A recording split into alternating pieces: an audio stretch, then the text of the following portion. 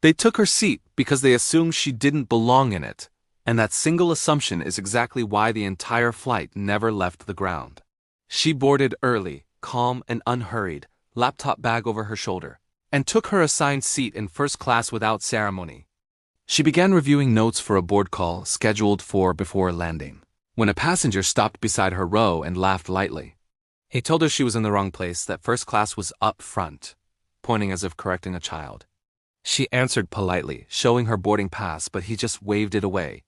He was already signaling a flight attendant, confident the situation would resolve itself in his favor, because men like him were used to reality rearranging itself around their expectations. The attendant hesitated, glanced at the pass, then at her, then back at him, and made the fatal choice to ask her to step out while they sorted things out. And that's when phones came out, whispers spread, and the quiet pressure of humiliation settled in. She didn't raise her voice. She didn't argue or announce who she was, because power doesn't rush to explain itself.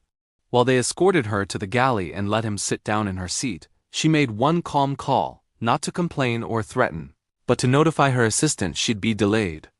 What the cabin didn't hear was the name spoken on the other end of that call, or the silence that followed when it was recognized, or the second call placed minutes later to the airline's corporate office mid-boarding. By the time the captain announced a brief delay, compliance officers were already reviewing passenger manifests, crew decisions, and bodycam footage from the jet bridge. Suddenly, the man who had taken her seat was being asked politely at first, then firmly to step aside. Because the woman he displaced wasn't just another passenger. She was the CEO of a company whose travel contract alone was worth more than that aircraft. The flight remained at the gate as apologies multiplied. Supervisors arrived, and the cabin watched the power dynamic flip without any theatrics. Finally, she was escorted back to her seat, not with triumph, but with the calm dignity she'd never lost. The man who assumed entitlement was escorted off, staring straight ahead as if the floor might explain what his certainty never could. But what most passengers never realized was that the real shock came after the cabin doors stayed open. Grounding the flight wasn't about punishment, it was about exposure. In the narrow space between the cockpit and the jet bridge, managers spoke in lowered voices, reviewing not just what happened, but how quickly assumptions had overridden procedure. The crew began to understand this wasn't a misunderstanding that could be smoothed over with a voucher.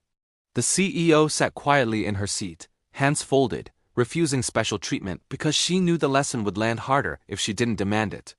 Then came the announcement no one expected. The flight would remain at the gate pending a crew review, not because of a mechanical issue, but because respect and safety are operational standards too. Murmurs rippled through first class and beyond as passengers pieced together the truth. They watched the man who had laughed at her now stand alone by the exit, arguing softly, shrinking with every explanation, while she remained still, composed, unmistakably in her place. By the time a replacement crew arrived and boarding resumed, the cabin felt different, quieter, heavier, more aware. When the plane finally pushed back, it carried a moment that would be retold in lounges and offices long after landing. It wasn't a story about a stolen seat, but about the day bias delayed an entire aircraft, and reminded everyone that authority built on assumption can ground you faster than any storm. And long after the wheels finally left the runway, the ripple kept moving. Internal reports were filed before the seatbelt sign even turned off. Training protocols were flagged mid-air. By the time they landed, the incident had already reached executives who understood exactly how expensive small assumptions can become. The CEO said nothing during the flight, returning emails and taking her call, letting silence do the work. Meanwhile, passengers replayed the moment in their heads. The laugh, the doubt, the way confidence drained from a man who had never imagined consequences could arrive so fast. Days later, the airline issued statements about procedural reviews and commitments to equity. But those who were there knew the truth was simpler and sharper. The system failed before it corrected itself. The flight attendant was reassigned, the passenger banned, the crew retrained, and the story spread not because she demanded justice, but because she never had to. She walked off that plane exactly the way she boarded it, calm, precise, unshaken. Everyone else carried the weight of what they'd witnessed, how easily bias borrows authority, and how quickly reality revokes it. And that's where the story finally settles.